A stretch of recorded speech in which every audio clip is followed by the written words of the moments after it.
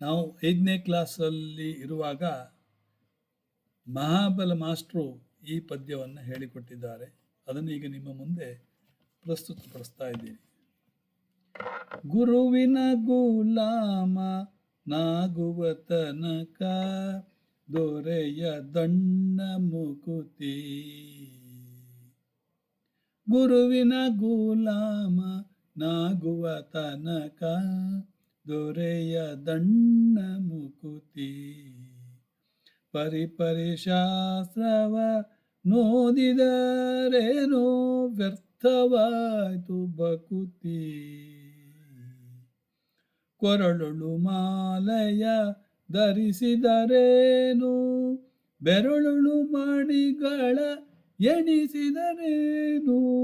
ಶರೀರಕ್ಕೆ ಭಸ್ಮವ ಹಚ್ಚಿದರೇನು ಮರುಳನಂತೆ ತಾ ತಿರುಗಿದರೇನು.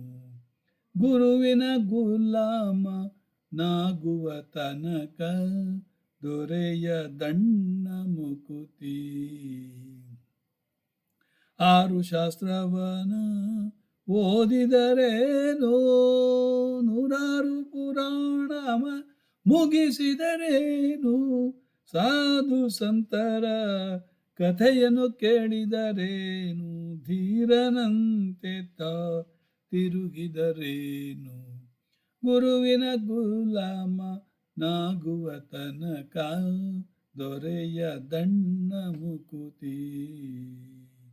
ನಾರಿಯ ಭೋಗ ಅಳಿದರೇನು ಶರೀರಕ್ಕೆ ಕಷ್ಟವ ಪಡಿಸಿದರೇನು.